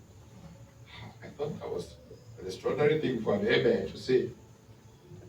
So when we got to the home of the chairman of the Elders Council, Gombe Elders Council, was the former managing director of Africa, Abdul Kader, I said to him, I just heard something very shocking from the emir, that he went on to even describe how those who come to public office behave. That they come in, they have no idea, no clue about anything. Then they appoint some technocrats who are supposed to give them advice. Then the technocrats will write briefs. And when they come in the morning, they will first meet with contractors, meet with their friends, meet. Then they look at the time at 6 p.m. They say, people waiting for us for dinner at home. Bring forward. Move the file aside and go. So when I told Africa, I said, yes, he should know. He's a retired federal permanent secretary. I said, I understand. The truth of the matter is people know what's wrong. But they kind of feel somehow incapacitated. Worse still, sometimes they decide, okay, things is so bad, let's just join them. So we can do the maximum collective damage. Many people very sadly don't believe in Nigeria, who are in positions of public authority in Nigeria. This is when I talk about elite consensus. We need to convince each other that there is a greater future together. Many people in public office are just entrepreneurs of power. And when they get to public office, the first thing they're looking at is where is the contract. And because monitoring is very poor, when you monitor, who is monitoring? National Assembly. This was I'm going to ask, just put my own inside. So we have a system that is really bad. It wasn't always as bad. And somebody asked, what did you people do when you were youth? What we did? Something went wrong in Nigeria when we were young. It will still be going on when we get on the streets. When Murtala Mohammed was killed in a coup, we didn't even know he had been killed. The coup was ongoing when we rushed onto the streets and began demonstrating. Does that happen today? No. So somehow, next generation lost their gumption. And selfishness has become too deep in the culture that we don't see collective action for advance of the common good enough. So you then say monitoring is by National Assembly. Then you compound the matter. And there are agencies of government that have not been monitored and have not had their accounts audited in 20 years. So how are you monitoring that? Including universities who have no audited accounts. So we do have clear problems of administration in our country. Now, there's a question about foreigners developing policy. Why do we allow them? We don't have to allow them. It's like an intellectual exercise for them. Unfortunately, because most times we don't know enough, or we say we don't know enough, is what they do that we used to try and do something. But when our own people who know come out, we don't believe our people, we don't trust our people. We go and make those foreigners twice as much. So it's a complicated problem. I was giving a speech in one of the islands somewhere, and somebody said to me, after I finished, did they say you come from Nigeria? He said, somebody like you comes from Nigeria, Nigeria is the way it is. And I laughed. Chibemeka Njoku told an even funnier story. He went to the Maldives. And the telephone system, many years ago when he was a government secretary general, the telephone system was perfect. So he said to the prime minister, this telephone system works so well, what a great. He said, Nigeria. Who runs the telephone system? He said, a Nigerian, I'd like to see it. Then this Ikechukwu shows up. And he says, what are you doing here? How did you get here? And the guy says, when he finished school in England, he returned to Nigeria. He joined NITEL. And then one day they brought somebody and made his boss. In fact, he wasn't upset that they brought somebody who knew less than him and made his boss. But that the guy just tried to put down everything he did. Maybe as a complex. One day he just had enough and left. And he ended up there. So you see those things every day. I mean, I've been living in the US for a little while now. 70% of all the black doctors in America are Nigerian. 70%. In the state of Maryland, where I live, 10% of all the pharmacists, black, white, everybody put together, are Nigerian. So, it's a big problem. The politics of Nigeria has not made it easier. Because when you say good morning, they look at your name. Ah, okay. He's from that side. Yeah. We have to learn, we have to overcome these things to really make progress. Um, so, what would you do differently? What to do different in Nigeria? It's very, well, no, it's very easy. Actually, Nigeria is very easy to fix. Because Nigerians are easy followers. All you have to do is show example. That's all. If you show bad example, they will double over you. But if you do the right thing, look, I'll give you an example. How did Buhari come to power? I plead guilty to having played some kind of role. Because I was fed up with the whole Jonathan thing. I put my life on the line for Jonathan to become president of Nigeria. I was meeting with him when the General Kabal was trying to prevent him. As I recall that in an interview recently, I was having dinner with him and Paul Edobi, who used to be governor of Bayelsa, who brought him into government. Three of us were having dinner when Ando Aka, who was Attorney General, was saying that the courts have now ruled that he could do the job of the president without being called acting president. And I said to Jonathan, this is when to move. Anyway, long story. After he becomes president, we go to meet with him, present him a game plan of how he can govern. He says, I know you've been taking all this trouble, spending your money, everything, so that we can. And now that I'm there, I will make sure that having appointed Desiani as the manager, and whatever you want, you can get. I consider it a personal insult for everything I had done to be reduced to getting something from the Minister of Petroleum.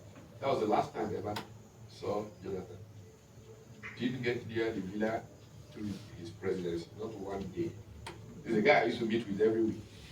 You must believe in something, you must have some values, and something violates it, walk away.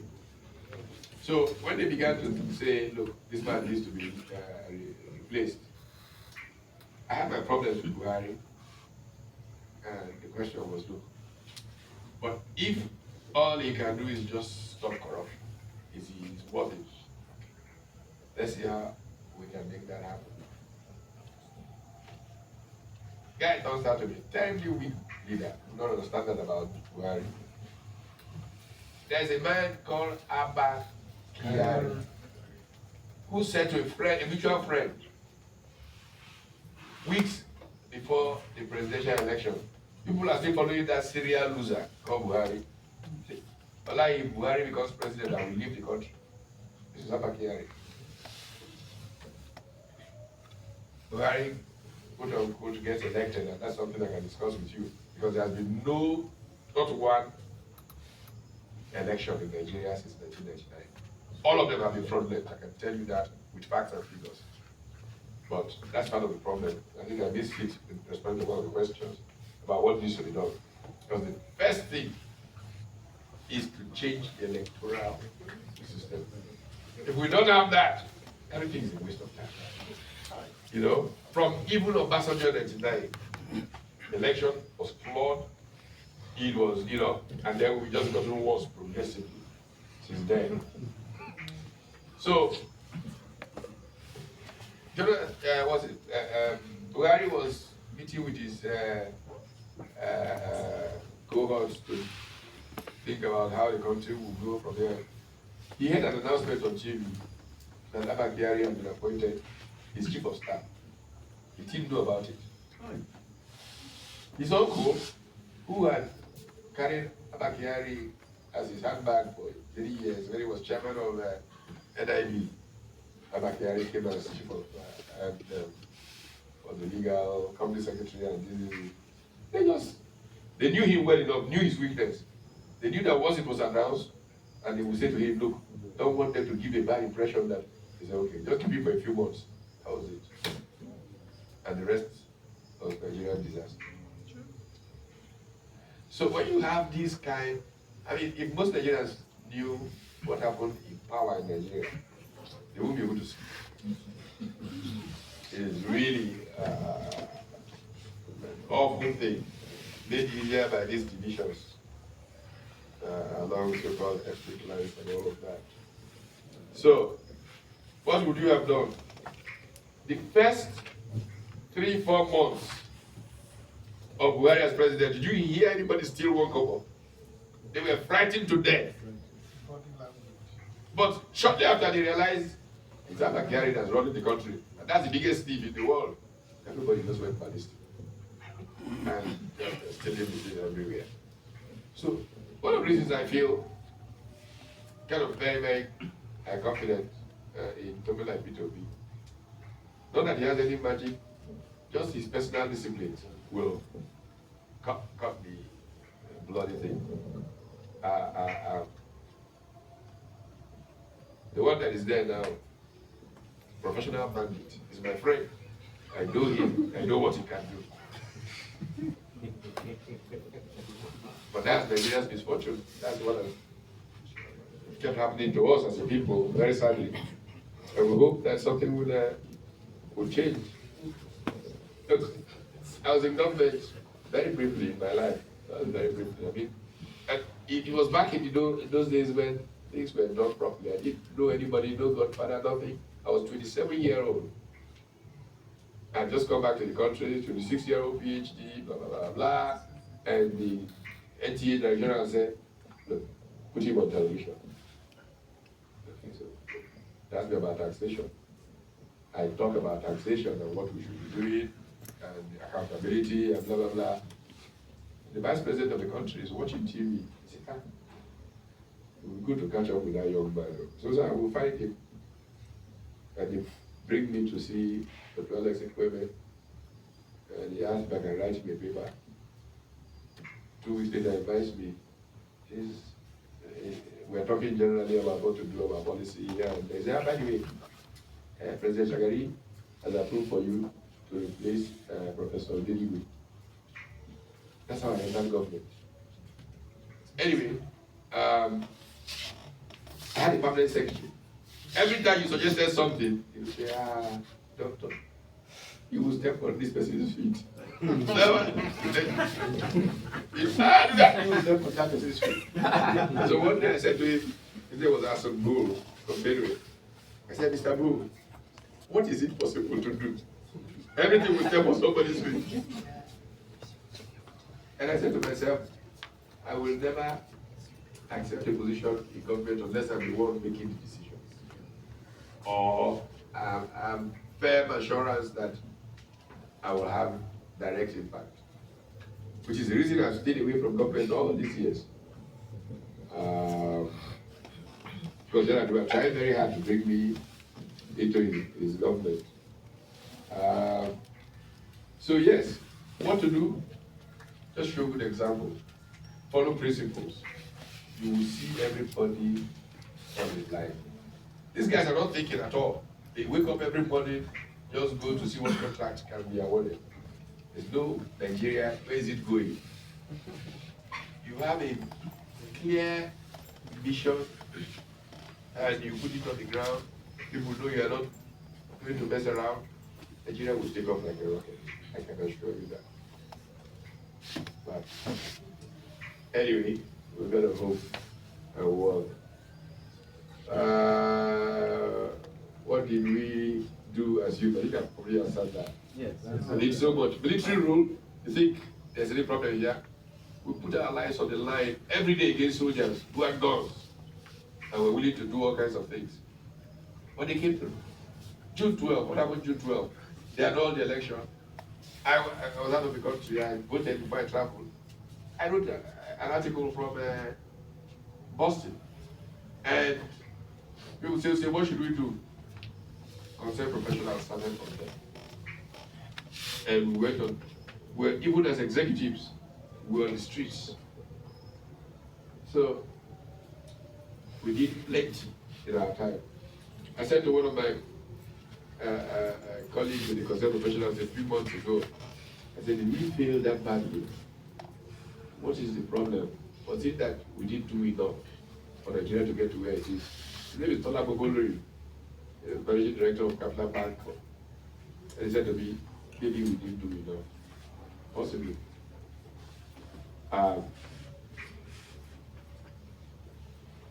And Felix, your question about P2B and practical, you know, the truth is that the bottom line comes to what I said. There must be a mobilization to change the electoral system.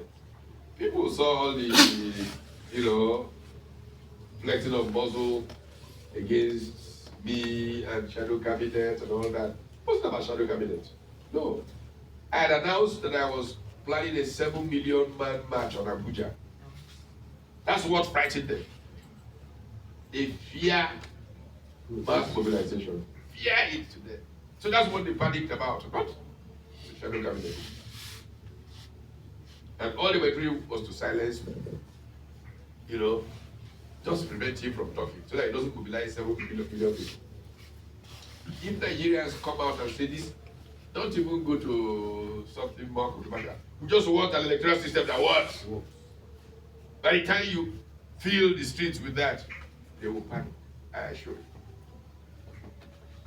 That's what we need to work on. About, I believe that the Labour Party will be properly taken over. What the Tinubu guy does is just go around bribing scoundrels who can make problems in other parties. Because they don't think positively. How can we work to make our country? Oh, how can we keep people down so that we can do whatever we want to do? And if we can manage to get an electoral system that works, it's easy to defeat people in power. You can take a Labour Party, bring it to the coalition, because I think there's a magic to that coalition idea. Bring in young people, bring in sober people who have experience, let David Mark and Co. provide background cover, but they are not the case Nigeria needs to see going forward.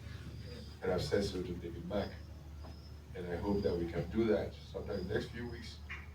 Line up 400 of us, David Mark and Co. and all of them standing behind one generation of serious leaders in front, and another generation of 20-something and 30-something-year-olds in the front.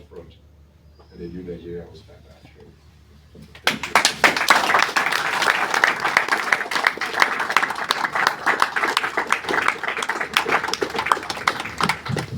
Yes, thank you very much, Prof, for this enlightening session. I think we're already. This is past 8. Yes, I mean just a little past 8. But thank you very much. I mean the way you ended was just very, very good. Was epic. Let's give me a round of applause. Everyone here, the young leaders in front. I mean we've gotten a lot from his presentation, from his seminar and speech. So the most important thing is actually to put into practice. Wherever we are, standing for values. With values, we can create good leadership. That's in a recap of what we've heard today. So, thank you very much, Prof. And we'll take a group photograph. I want to ask a question before the fish magnet guy that was killed. Yes. I mean, he was producing fish in massive way, booming, business was doing well. All of a sudden, it was kidnapped and then paid ransom and then was killed. And also the Benue he made mention of. So up to like 20 people were killed also. People get killed every day in Nigeria. I mean, Nigeria is a rolling civil war. Remove the More timer. people get killed in I can Nigeria than remove the timer. in Remove the Ukraine timer. Remove the timer. than in even Gaza. In Gaza. That's the truth of the nature of the Nigerian situation. And this is what we must all work. Human life has lost its worth in Nigeria. So the dignity of the human person is a central part of the value system of any society is really significantly challenged in our country. And if we don't do anything today, it will just be escalating. Already doesn't matter, 200 people are killing Benue today, okay, 200. After all, it was 300 last week. Yeah.